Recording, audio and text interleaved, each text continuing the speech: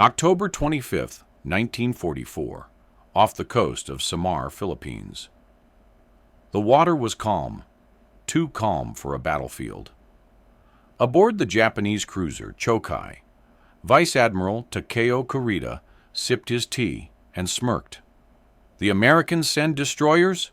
he muttered to the German naval observer beside him. "Tin cans, with firecrackers."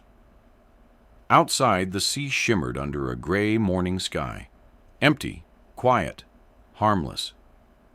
But 12 miles away, the USS Johnston, wounded, outgunned, and out of torpedoes, was turning back towards the Yamato.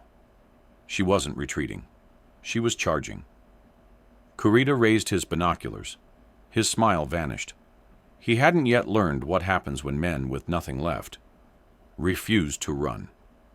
A day earlier, October 24th, 1944, Brunei Bay, Borneo. The sun rose over steel giants. Battleships gleamed under the morning light. Yamato, Musashi, Congo, monarchs of the sea, their shadows alone enough to darken waves. Admiral Kurita stood atop the bridge of the Yamato, flanked by imperial officers and a silent group of German naval observers flown in from Berlin. Among them, Kapitän zur See Walter Eisele, U-boat veteran turned analyst.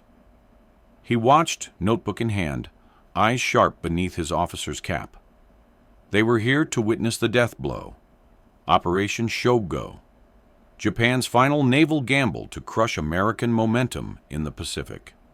The plan: draw U.S. carriers away from Leyte Gulf, sneak Kurita's center force through the San Bernardino Strait, and annihilate the vulnerable invasion fleet from behind. On paper, it was brilliant.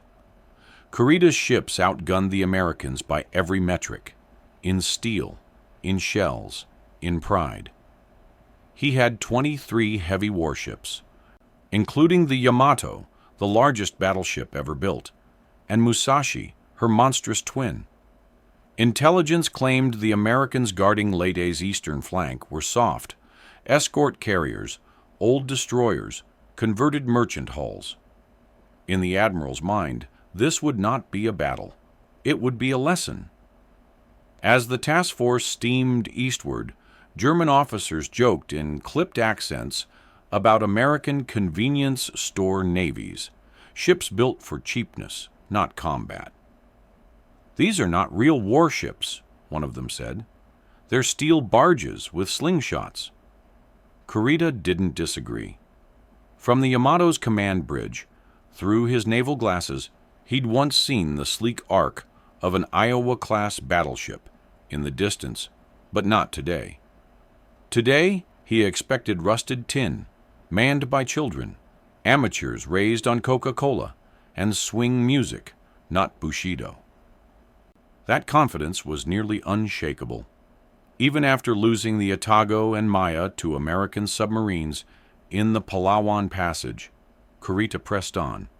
Even when Musashi absorbed over a dozen bomb hits from American aircraft on October 24th, listing in bleeding black smoke before slipping beneath the sea, he recalibrated, not retreated.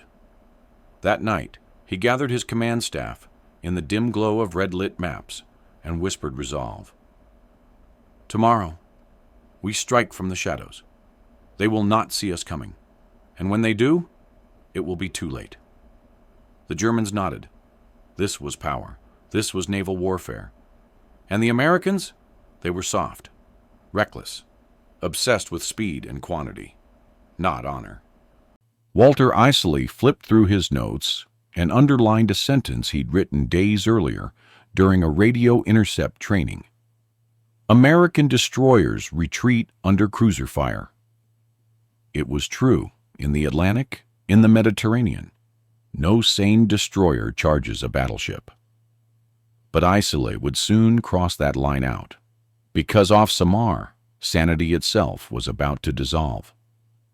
That same night, just 100 miles away, on the flight deck of the USS Gambier Bay, sailors loaded depth charges by hand.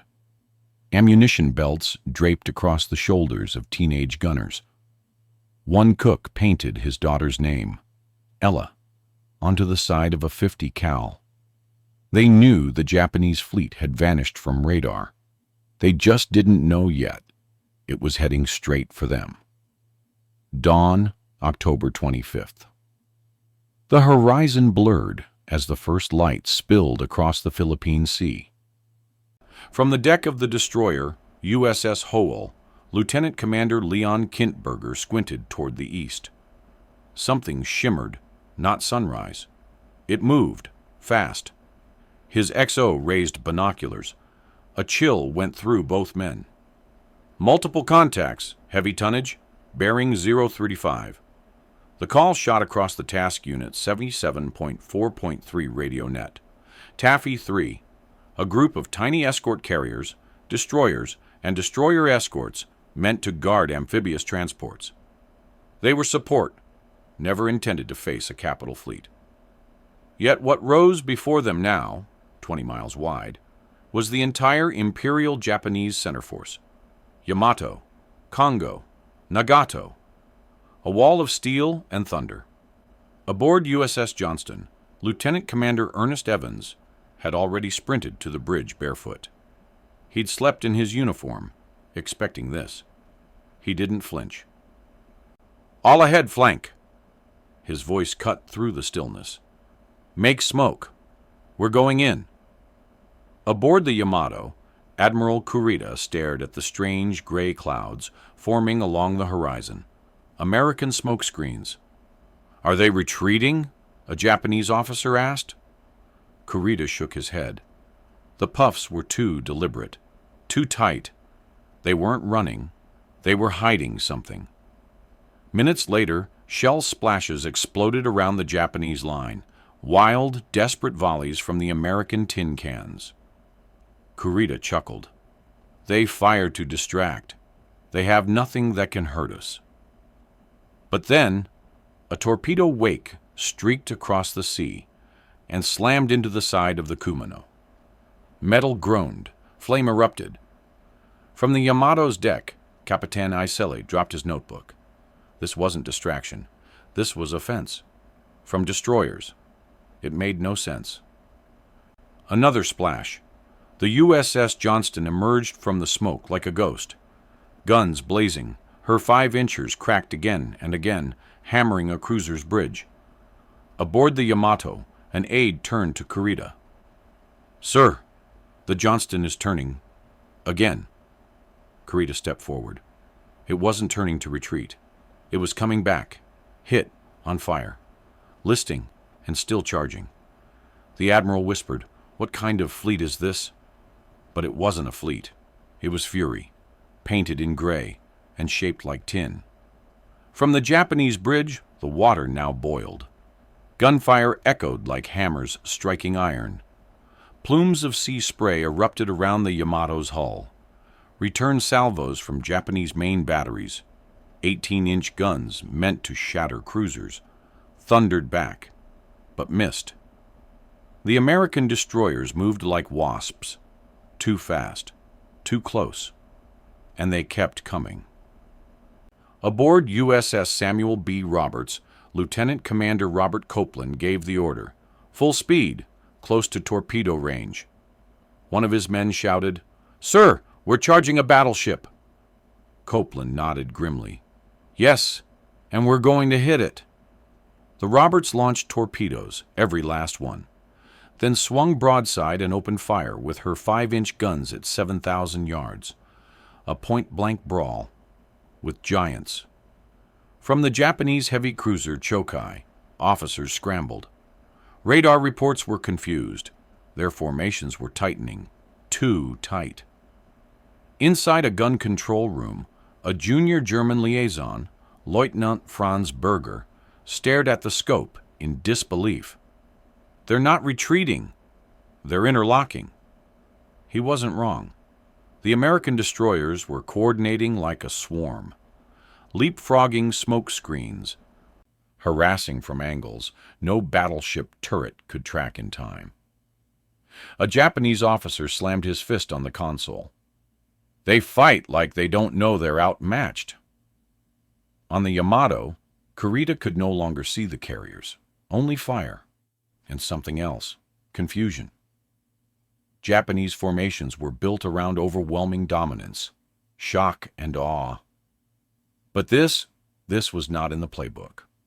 The American escort carriers, slow and defenseless, began launching aircraft. FM-2 Wildcats and TBM Avengers screamed from tiny decks with half-loaded payloads. Pilots barely had time to climb. Some took off with bombs still being attached. One Wildcat strafed the Chikuma with only machine guns. Its cannon had jammed, but it didn't turn away. It circled back and dove again. The Japanese weren't used to this kind of enemy. One that ignored numbers, one that fought on impulse, rage, desperation. Kurita turned to his gunnery officer. "Status?" "Sir, we're being hit by multiple destroyers. Cruiser Kumano is damaged. Chokai is afire." "From destroyers?" The officer didn't respond, because at that moment the USS Johnston, already on fire, took another hit, this time to her stern. She staggered, slowed, then angled sharply toward the Congo. It was her third charge. The German observer, Isolé, whispered to himself, not in contempt, but awe. They don't fight for survival. They fight like men already dead. The sun had risen high, but the sea looked darker now, filled with smoke, wreckage, and disbelief. Aboard the Yamato, Admiral Kurita stood rigid, jaw clenched. Shell splashes from destroyer fire now bracketed his own flagship. That was impossible. No destroyer had ever landed direct fire on the Yamato, until today. Another impact. A shell cracked near the conning tower of Chikuma. The cruiser buckled, burning, not from torpedoes, but from 5-inch guns. From tin cans. Kurita's staff scrambled through reports. Shell paths, damage control, fuel levels. None of it made sense. These American ships weren't just fighting, they were refusing to die. Off his port bow, a plane dove toward the sea. Not a kamikaze, an American Avenger with one bomb left and no landing strip to return to. The pilot held his descent, dropped the payload at wave height. It exploded just 30 yards from Suzuya's hull. No major damage. But the psychological blow? Devastating. Kurita turned. The German observer, Captain Isolé, was no longer smirking. He looked pale. "This is not a navy we were trained to understand," he muttered. "This is something else."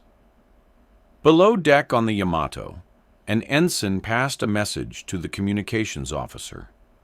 USS Johnston sunk, but recorded 6 confirmed hits before disappearing beneath the waves. Kurita stared at the note. 6 hits from 1 destroyer. The men around him waited for orders. He gave none, because something was unraveling. Not the American fleet, not even his formation, but the idea that industrial nations like the U.S. couldn't produce warriors. That belief, once gospel among Axis officers, was dissolving one torpedo at a time. And in the silence that followed, a single voice broke through the crackling radio. An American pilot, low on fuel, broadcasting in the open. "We're still here. We're not going anywhere." Kurita closed his eyes. That wasn't a boast. It was a warning. The sea around the Japanese fleet churned like a boiling cauldron. Smoke spiraled skyward from the cruiser Chokai, now listing, her stern ablaze. Moments earlier, a direct hit from American shell fire had ruptured her magazines. Kurita watched in stunned silence as the pride of his cruiser force began to sink, not from battleship fire, not from dive bombers, but from destroyers. Destroyers that should have been dead 2 hours ago. His fleet was unraveling. Not because of American numbers, because of American nerve. Taffy 3's carriers, Gambier Bay, Kalinin Bay, White Plains, had launched everything they had. Planes were flying with empty hardpoints, some making mock runs just to draw fire. In the cockpit of a TBM Avenger, Ensign Bill Brooks had run dry 20 minutes earlier. Still, he dove again, skimming just above the wave tops, spraying tracer rounds from a jammed .30 caliber gun, trying to look armed. Below, Japanese gunners opened fire. Again. He smiled bitterly. If I can keep their eyes up here, maybe they won't see what's behind them. And behind them came another torpedo. The Kumano shook violently. Fires erupted across her deck. On the Yamato, Kurita's radar officers scrambled. Targets were everywhere, but none were clear. American smoke screens cut visibility. Pilots dove in without formation. Destroyers swarmed from impossible angles. It felt unprofessional, uncoordinated, and yet it was working. "We can't track them," shouted a lieutenant. "They don't follow a pattern." Kurita turned to Isole. "Your U-boats studied these waters. What is this? What tactic?" The German's voice was dry. "This is not a tactic, Admiral. This is defiance." Kurita didn't reply, because just then, from the burning hulk of the Johnston, a message crackled across the emergency frequency. "This is Johnston. Still engaging. Targets in sight. God bless the United States Navy." Then silence. Nothing more. Just the roar of burning oil and the quiet sound of a belief system collapsing. Kurita stared at the map. A neat diagram of American carrier positions, angles, firing arcs. It looked so clean, so theoretical, but none of it accounted for this. Not courage this reckless, not defiance this raw, and certainly not destroyers that charged cruisers a second time. Just 48 hours before, in a conference room aboard the Yamato, Kurita had spoken with brutal certainty. The Americans build fleets like they build toasters, quickly, cheaply, and by the millions. The Germans laughed. They agreed. In Berlin, they called it industrial arrogance. American overconfidence dressed in rivets. Capitan Isiel had sketched it in his notebook, a triangle of vulnerability around Leyte Gulf. He circled Taffy 3's position in red and labeled it expendable. Now that word haunted him, because as he stood on the bridge, watching Chokai vanish beneath the waves, he realized what the Americans had done. They had taken the word expendable and wrapped it in courage. Aboard the Samuel B. Roberts, Lieutenant Commander Copeland had given the order: prepare to ram if necessary.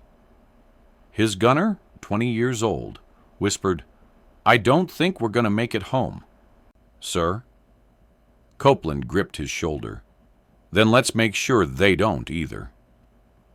Back on the Yamato, Kurita's staff reported 3 cruisers disabled. His options narrowed by the minute. And yet, the destroyers kept coming. One torpedo wake sliced across the bow. Another struck Suzuya, the fireball visible for 20 miles. Kurita stared into the sea, not at strategy, but at something far more dangerous: belief. Because the enemy wasn't just launching torpedoes. They were launching a question. What if you were wrong? What if a handful of tin cans could hold off the most powerful surface fleet in Japan's history? What if honor looked like a teenager, loading shells while his ship was sinking? What if fear wasn't on their side anymore? Kurita blinked slowly. In that moment, he wasn't sure who the real Navy was. 10 a.m. The gunfire slowed. The smoke thinned. Silence returned. But it wasn't peace. It was confusion. Aboard the Yamato, Admiral Kurita sat expressionless. Reports came in like ash. Chokai gone. Suzuya abandoned. Kumano crippled. Yamato herself forced to zigzag to avoid torpedoes from American destroyers already sinking. And those carriers? The soft, thin-skinned escort vessels Kurita had promised to destroy? Still afloat. Gambier Bay was gone, yes, sunk under relentless fire. But the rest, they had survived. They had launched over 400 sorties with barely enough runway to land. One pilot had touched down on another ship, out of fuel, his plane riddled with holes. He had laughed. Not because he was fearless, but because he wasn't dead. Kurita had expected this to be a lesson. Instead, it was a reckoning. He stood, walked slowly toward the map table, traced the pencil lines they had drawn the night before. He tapped the last circle, Leyte Gulf, the objective. Then paused. No orders, no voice. Just the sound of metal groaning under the weight of what he now understood. Not all defeat is written in casualty counts. Sometimes it is silence. From behind, an aide finally spoke. "Admiral, should we proceed?" Kurita didn't answer at first. Then, without turning, he said quietly, "We have engaged the enemy with unexpected resistance. We will withdraw." Shock rippled through the bridge. "Withdraw, sir." He nodded once. "We were not prepared for a navy that fights like this." In Berlin, the news would be downplayed. In Tokyo, it would be denied. But on the bridge of Yamato, every man understood what had happened. They had been outnumbered, outmaneuvered, outgunned, but most of all, outwilled. Capitan Isolé closed his notebook. No more notes, no more theories. Only the image of a destroyer, burning, sinking, guns still firing as it disappeared into the sea. And somewhere, floating in the oil-slicked water, the shredded flag of the Johnston. Still visible, still there, like a question that would haunt them for the rest of the war. In the days that followed, the Japanese fleet limped home. No torpedoes followed them. No American cruisers gave chase. They were allowed to vanish, not because they were feared, but because the tin cans had done enough. Back in Japan, Kurita was not praised. He was questioned. His decision to withdraw, to abandon the chance to strike at Leyte Gulf, was met with silence, then suspicion. But he didn't offer explanations. Only one sentence, repeated in his post-war interviews. "I did not expect the Americans to fight the way they did. Not with machines, with madness." Because what he had seen at Samar was not tactical genius. It was human defiance, refined into a naval doctrine. Later, when German analysts studied the battle, they were baffled. Their graphs didn't account for reckless courage. Their models assumed proportional response. They missed the one variable that changed everything: belief. In the United States, news of the battle trickled home slowly. There were no ticker-tape parades for Taffy 3. No glamour shots for newspapers. Just a list of names. And beneath them, the word sunk. USS Johnston, USS Howell, USS Samuel B. Roberts. 3 destroyers. 1 cruiser confirmed sunk. 3 more damaged. 1 Japanese battleship forced to retreat without ever firing its main guns. It didn't make sense until you understood the psychology. German and Japanese officers had been taught to fight like chess players. Americans? They fought like poker players, bluffing, risking, bleeding, until the last chip was gone. In Detroit, a former German engineer assigned to observe American production once said, "We thought you were wasteful, until we realized your waste was still more than we could ever build." And in war, that truth echoed. The American escort carriers, cobbled together from merchant hulls, launched more aircraft that day than the entire Luftwaffe in the West. The destroyers weren't built for battleships. But they didn't care. They had engines, smoke screens, and rage. They had commanders like Ernest Evans, who refused to let orders define honor. And in the end, they had something no algorithm could measure. Men who fought not to win, but so others could. So a carrier could launch one more plane. So a crewman could live one more minute. So a message could be sent to anyone watching. We will not break. Not here, not today, not ever. Years later, divers found the wreck of the USS Johnston. It lay 21,000 feet beneath the Philippine Sea, deeper than the Titanic. But she was intact. Guns still pointed forward. Deck torn open by shell fire, yet recognizable. Ernest Evans had gone down with his ship. He was last seen, wounded, without a life jacket, standing on the deck, waving men toward the water. He was posthumously awarded the Medal of Honor. But ask the men who survived, and they'll tell you. Evans didn't fight for medals. He fought because retreat wasn't in his blood. Neither was surrender. One sailor, years later, recalled him yelling, "We're going in. We're going to take some hits, but we're coming out swinging." And they did. Hull, Roberts, Johnston, names etched in rust and salt. But what they stopped? A fleet that was never supposed to lose. The Japanese center force had 23 ships, more guns than any American task unit in the Pacific. But they were turned back by 7 destroyers, a few carriers, and the refusal to die quietly. Back in Tokyo, officers never spoke of Samar in detail. It was too confusing, too shaming. But among surviving Japanese crewmen, stories emerged, whispered, never recorded. One tale told of a gunner aboard the Yamato, who, after the battle, refused to eat for days. They fought like men who knew they had no right to survive, but wouldn't give us the satisfaction of killing them quickly. Even the enemy respected it. Even they were changed. And in America? The battle off Samar faded, overshadowed by larger invasions, bigger ships, more famous names. But for those who knew, who had seen it, it never faded. A Navy admiral once said, "This is the kind of thing that ought to be immortal." Not because it was flawless, because it was human, because it proved that courage isn't in the size of your ship. It's in how far you're willing to go.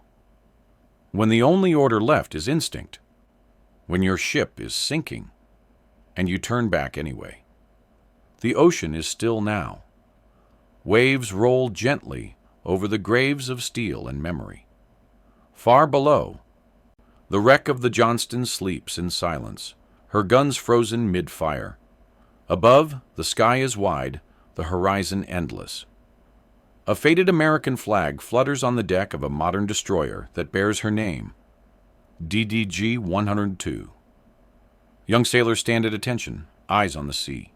They were not there, but they remember, because courage like that echoes. Across generations, across nations, across oceans. And somewhere, deep in the silence, after the guns go quiet, one question remains.